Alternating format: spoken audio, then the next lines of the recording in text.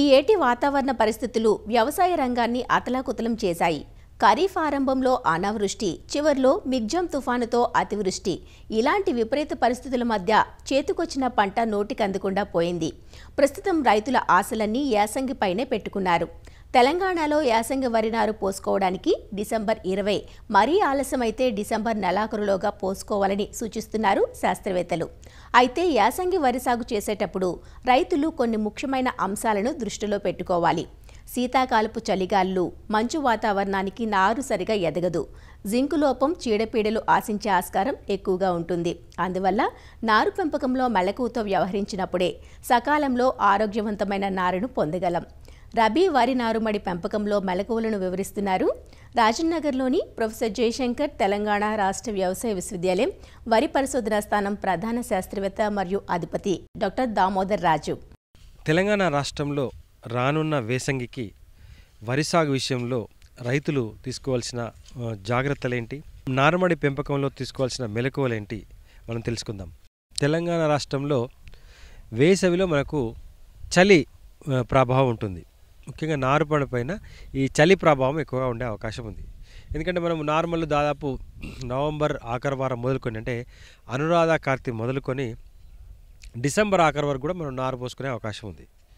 ఈ అనురాధ కార్తీ నుంచి డిసెంబర్ ఆఖరి వరకు, అంటే కార్తీక మాసము తర్వాత ధనుర్మాసం, అంటే ఈ కార్తులు కూడా మన మూల కార్తీ తర్వాత అనురాధ కార్తీ, ఈ కార్తులలో మనకు చలి ఎక్కువగా ఉంటుందన్నమాట.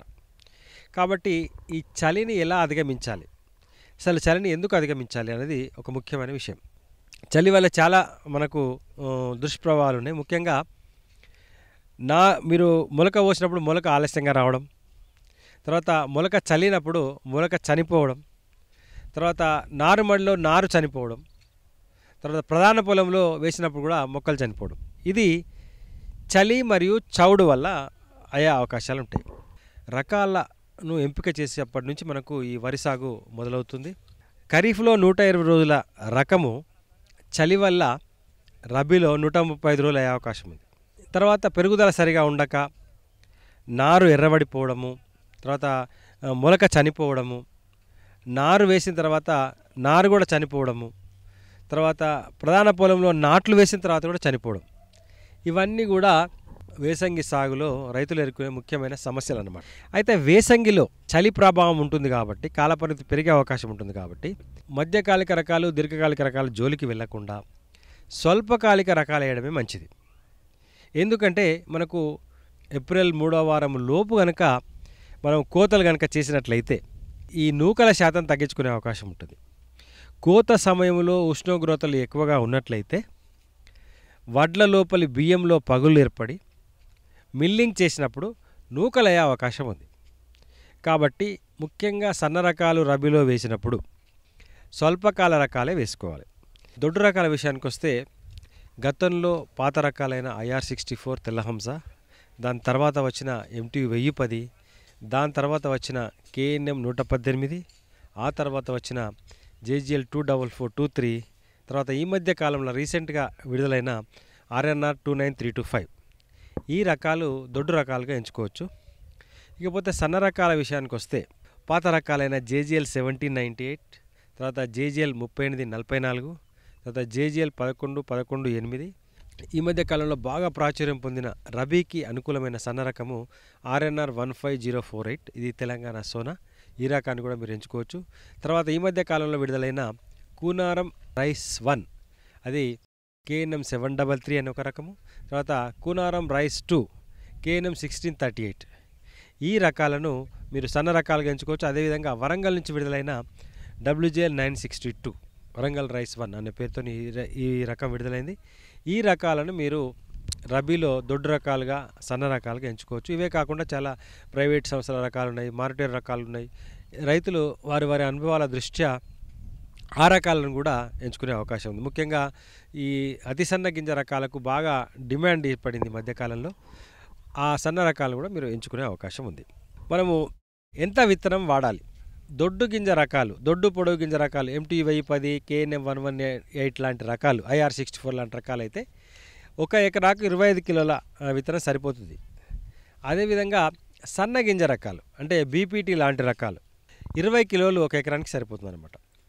అదే అతి సన్న గింజ రకాలు మనకున్నాయి, ముఖ్యంగా ఆర్ఎన్ఆర్ లాంటి రకాలు. ఈ ఆర్ఎన్ఆర్ లాంటి రకాలు ఎకరానికి 15 కిలోలే సరిపోతుంది.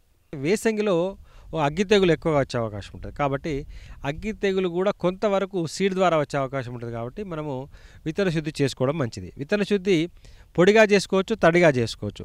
పొడిగా చేసుకోవాలనుకుంటే మీరు పొడి వడ్లలో ఒక 3 గ్రాముల కార్బోడైజిమ్ కానీ లేకుంటే థైరామ్ కానీ కలుపుకొని మళ్ళీ మీరు మండగట్టుకోవచ్చు. అదే తడి విత్తన శుద్ధి అంటే మీరు నానబెట్టే నీళ్ళలో కేజీ విత్తనంకు 1 గ్రాము చొప్పున ఆ నీళ్ళలో కలుపుకొని కేజీ విత్తనానికి 1 kg పర్ లీటర్ మీరు 1 గ్రామ్ అట్లా కలుపుకొని 24 గంటలు నానబెట్టి మండబోసుకున్నట్టయితే అది కూడా మీకు ఈ శిలీంధ్రాల నుంచి రక్షణ ఇస్తుంది. అది విత్తన శుద్ధి చేసినట్లు అవుతుంది. 1 ఎకరాకు సరిపోయే నారుమడిని మనము దాదాపు 200 స్క్వేర్ మీటర్లలో నారు పోసుకోవాలి. అంటే పలసగా నారు పోయాలన్నమాట. అయితే రైతులు ఏమంటారంటే పలసగా నారు పోసినప్పుడు నారు పీకితే రాదు, అందువల్ల వాళ్ళు ఒత్తుగా నారు పోస్తారు. దానికి ఏంటంటే మీరు తప్పనిసరిగా నారుమడికి సేంద్రియ ఎరువులు వేయాలి, తర్వాత వివిధ పోషకాలు అందించాలి. 1 ఎకరా సరిపోయే నారుమడికి మీరు బాగా మాగిన పశువుల ఎరువు, బాగా మాగిన గొర్రె ఎరువు కానీ, బాగా మాగిన కోళ్ళ ఎరువు కానీ, లేదంటే వర్మీ కంపోస్ట్ కానీ ఈ నారుమడికి వేసుకోవాలి. వీలైనంత ఎక్కువగా వేసుకోవాలి. దానివల్ల ఏమవుతుందంటే మీకు ఈ చలి ప్రభావం ఒకటి తగ్గుతుంది, తర్వాత అది మీకు భూమిని గుల్లగా చేసి నారు పీకేటప్పుడు సులువుగా వచ్చేలాగా చేస్తుంది అన్నమాట. ఆ తర్వాత 1 ఎకరా సరిపోయే నారుమడికి దాదాపు 1 కిలో డిఏపి, 4.5 కిలోల యూరియా 2 భాగాలు చేసి, అంటే 2 కిలోలు ఒకసారి, 2.5 కిలోలు ఒకసారి. తర్వాత 2 కిలోల పొటాష్ అడుగు మందుగా, తర్వాత 1 కిలో జింకు మీరు ఎకరా సరిపోయే నారుమడికి తప్పనిసరిగా వేసుకోవాలి. డిఏపి, జింకు వేరువేరుగా వేసుకోవాలి. తర్వాత నారు పీకే ముందు మనకు సస్యరక్షణ కొరకు ఎకరా సరిపోయే నారుమడికి 800 గ్రాముల ఫిరోడాన్ గుళికలు వేసుకుంటే సరిపోతుంది అన్నమాట. దానివల్ల ఏమవుతుందంటే అది మొక్కలు నారు విషంగా మారి, సిస్టమిక్ ఇన్సెక్టిసైడ్ కాబట్టి విషంగా మారి మీకు ఒక 20 రోజుల వరకు ఎలాంటి పురుగులు తెగులు రాకుండా కాపాడుతుంది అన్నమాట. తర్వాత ఇంకొక ముఖ్యమైన విషయం ఏంటంటే మీరు మండే కట్టినప్పుడు ఆలస్యంగా మీకు ఈ మొలక వస్తుంది, అదొకటి. దానికి తగిన ఉష్ణోగ్రత కల్పించాలి మండకు. మీరు చలిగాలిలో కనుక మండబోసినట్లయితే మీకు మొలక సరిగా రాదు. చలి ప్రభావాన్ని అధిగమించాలి ఎప్పుడు మొలక కట్టేటప్పుడు కూడా. తర్వాత మొలక కట్టిన తర్వాత మీరు ప్రధాన పొలంలో చల్లేటప్పుడు కూడా నీరు పలసగా ఉంచాలి, తర్వాత చౌడు లేకుండా చూసుకోవాలి. చల్లినది కూడా మీరు లెవెలింగ్ కరెక్ట్గా చేయాలి. ఏమాత్రం నారుమడిలో మీరు లెవెల్ లేకుంటే ఎక్కడెక్కడైతే నీరు ఎక్కువగా ఉందో అక్కడక్కడ ఈ మొలక చనిపోయే అవకాశం ఉంటుంది. కాబట్టి ఏసంగిలో ముఖ్యంగా నారుమడిని చాలా చదునుగా ఉంచాలి, లెవెల్గా ఉంచాలి.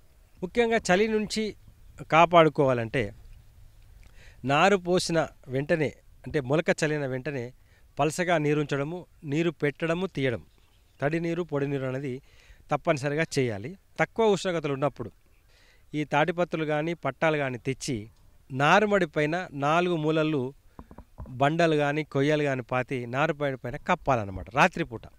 ఈ విధంగా చలి ఉన్నప్పుడు పైన పట్టాలు కప్పి మళ్ళా డే టైంలో తీసివేయాలి. అలా చలి ఉన్నన్ని రోజులు, అంటే ఉష్ణోగ్రతలు తక్కువ ఉన్న రోజులు చేయడం వల్ల మీకు నారు సాధారణంగా వర్షాకాలంలో పెరిగినట్లు పెరుగుతుంది. నారుమడికి తప్పనిసరిగా సేంద్రియ ఎరువులు వేయాలి. సేంద్రియ ఎరువులు ఉంటే భూమిలో ఉష్ణోగ్రతలు తొందరగా తక్కువ కావు. నారు పచ్చబడిన తర్వాత బాగా మాగిన పశువుల ఎరువు కానీ, గొర్రె ఎరువు కానీ, కోడి ఎరువు కానీ, లేదంటే వర్మీ కంపోస్ట్ కానీ పైన చల్లుకున్నట్లయితే అది మీకు దానికి పోషకాలు అందిస్తుంది. అదేవిధంగా మల్చ్ లాగా ఉపయోగపడుతుంది. పైన ఒక లేయర్ లాగా ఏర్పడి ఉష్ణోగ్రతలు తగ్గకుండా కాపాడుతుంది. అదే చలి బారి నుంచి మీకు కొంతవరకు రక్షణ ఇస్తుంది అన్నమాట. 1 ఎకరా సరిపోయే నారుమడికి ఒక 5 నుంచి 10 కిలోల మధ్యలో పలసగా చల్లుకుంటే సరిపోతుంది అనమాట. నారెత్తు తక్కువగా ఉన్నట్లయితే తక్కువ క్వాంటిటీ 2-3 కిలోలు, నారెత్తు కొంచెం ఎక్కువగా ఉన్నదంటే ఒక 5 నుంచి 10 కిలోల వరకు చల్లుకోవచ్చు. దానివల్ల ఏంటంటే మీకు ఈ మల్చిలాగా ఏర్పడి తర్వాత దాని నుంచి పోషకాలు కూడా వచ్చి నారు బాగా పెరుగుతుంది. తర్వాత సులువుగా పీకేటప్పుడు సులువుగా వస్తుంది. ఇంకొకటి ఏంటంటే చాలామంది కేజీల్స్ వాడి బాగా లోతుగా దున్నడం వల్ల లోపల ఉన్న ఆ ఉప్పు అంతా కరిగి చౌడంతా కరిగి నీళ్ళతో పాటు పైకొచ్చి పొలాలు చౌడుదేరిపోతున్నాయి. చౌడు చలి రెండు ఒకేసారి ఉంటే కనుక అది ఇంకా తీవ్రమైన ప్రభావం చూపిస్తుంది. చౌడు చలి కలిసి ఉంటే నారు మొలక చనిపోయే అవకాశం ఉంటుంది, నారు చనిపోయే అవకాశం ఉంటుంది. ప్రధాన పొలంలో వేసిన తర్వాత కూడా పిలకలు వచ్చే టైంలో చనిపోయే అవకాశం ఉంటుంది. చాలామంది రైతుల కాంప్లైంట్ ఏంటంటే మేము నాట్లు వేసాము, వేసినాక చనిపోతుందని, ఎర్రబడుతుంది, చనిపోతుందని. దీనికి కారణం ఏంటంటే ఒకటి చలి, ఉష్ణోగ్రతలు తక్కువగా ఉండడం, ఇంకొకటి వాళ్ళు బాగా లోతుగా కేజీల్స్ దున్నడం వల్ల పైకి సాల్ట్స్ రావడం వల్ల మీకు ఆ సాల్ట్స్ వర్షాలు లేక అలానే ఆవిరైపోయి ఇంకా ఉప్పు ఎక్కువ కావడం వల్ల ప్రధాన పొలంలో కూడా మీకు మొక్క చనిపోయే అవకాశం ఉంటుంది. అదేవిధంగా నార్మల్గా కూడా అయ్యే అవకాశం ఉంటుంది. ముఖ్యంగా బాగా లోతుగా దున్నకుండా రోటవేటర్ ద్వారా మీరు ప్రధాన పొలం తయారు చేసుకున్నట్లయితే, నార్మల్ కూడా రోటవేటర్ ద్వారా తయారు చేసుకున్నట్లయితే ఈ నారు చనిపోయే అవకాశం తక్కువగా ఉంటుంది. ఇంకొక కారణం నారు చనిపోవడానికి ఏంటంటే మీరు హార్వెస్టర్ ద్వారా కోసిన తర్వాత ఆ గడ్డిని అలానే ఉంచి దాన్ని అందులోనే కలియదున్ని దాన్ని మురుగనివ్వకుండా కనుక నారుమడి చేసినట్లయితే అప్పుడు కూడా నారు చనిపోయే అవకాశం ఉంటుంది. ఎప్పుడైతే మీరు పొలంలో గడ్డి కలియదున్నారో కనీసము ఒక 10 నుంచి 15 రోజులు అది బాగా కుళ్ళిపోవాలన్నమాట. కుళ్ళిపోకుండా మీరు వెంటనే నారుమడిలో మొలక చల్లితే మొలక మొత్తం చనిపోయే అవకాశం ఉంటుంది. ఇది కూడా ఒక ప్రధానమైన కారణం. ఇది కూడా రైతులు గమనించాలి. మీరు నారుమడి చేసేటప్పుడు తప్పనిసరిగా దాన్ని అందులో కలియదున్నప్పుడు మురిగేలాగా చూసుకోవాలి. తర్వాత మురగడానికి మనం ఈ సూపర్ ఫాస్ఫేట్ చల్లుకుంటే త్వరగా మురుగుతుందన్నమాట. ఇవి గమనించినట్లయితే మీకు రానున్న వేసంగిలో ఆరోగ్యకరమైన నారు త్వరగా పెంచుకొని కాలపరిమితి పెరగకుండా సకాలంలో నాట్లు వేసుకునే అవకాశం ఉంటుందన్నమాట.